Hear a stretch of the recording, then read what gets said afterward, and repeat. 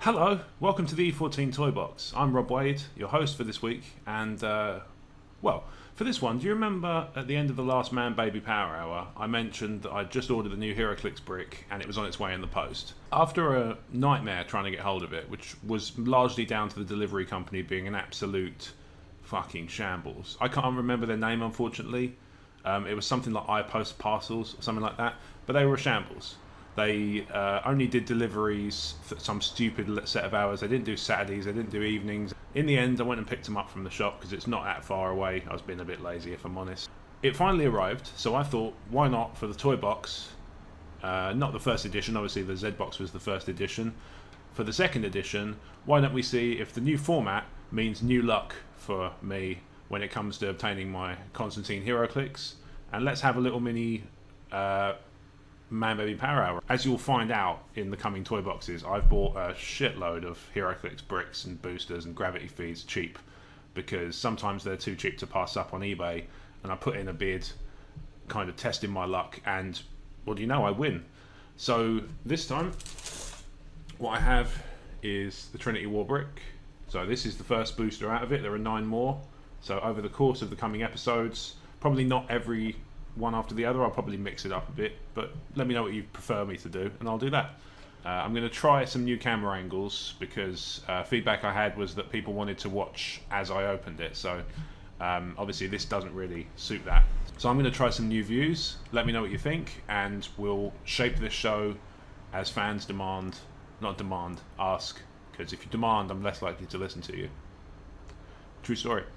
So let's see what's in the toy box. So this is my Trinity War booster. I'm going to be, for a bit of fun, I'm going to be using a scoring system created by a YouTuber called Starfighter52, whose YouTube channel I'll link to in the description, and also give you the system in the description so you can see, you can play along.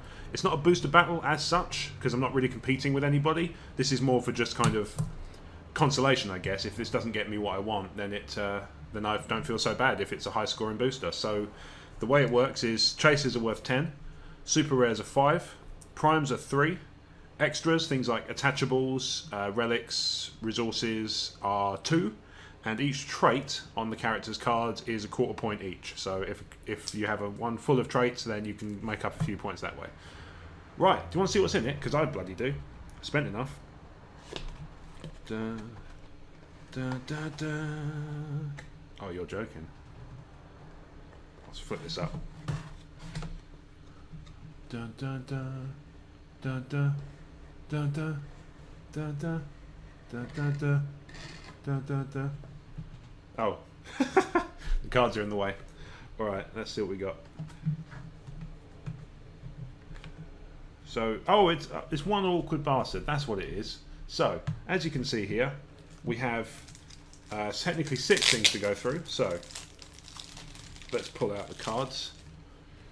So we have Copperhead, no traits, and I would imagine a very common figure, considering how many of the bloody things I have. Common, 0 points. Dr. Light appears to have, you can correct me in the comments, but I would guess that's a trait, or is that a power, or I'm not up on some of the terminology, so let's work on the assumption. For the sake of a quarter of a point, let's work on the assumption it's one trait. Scarecrow also has one of those.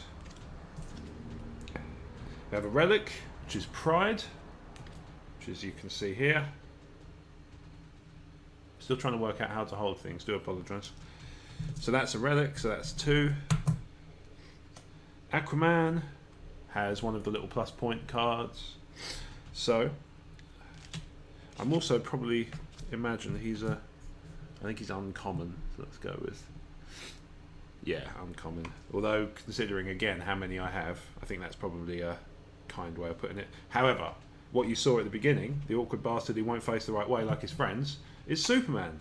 Now he, as I recall, is at least a rare. He's a super rare. Almost fitting really, isn't it? So 1/4 for Aquaman, and a full 5 points for Superman with a quarter of a point for a trait. So, totting that up, the score for this booster is 8, And I think you'll agree. Hang on a minute. Something's not right. Scarecrow's got an arm off, so that's part one. Now what's interesting is Scarecrow's got an arm off, but look, it's not in here. So somewhere there's a booster, I would guess, in somebody's, maybe it's in mine, in somebody's collection. There's a booster with a little Scarecrow arm. And then we have the Man of Steel, Superman himself. Look at that. Glorious. So I have Aquaman. Behold his glory and tremble like my hands are for some unknown reason. Dr. Light. Now I have one of these, but he's a nice figure, isn't he? Look at that. And finally, obviously, the all too common, really, really, really bloody common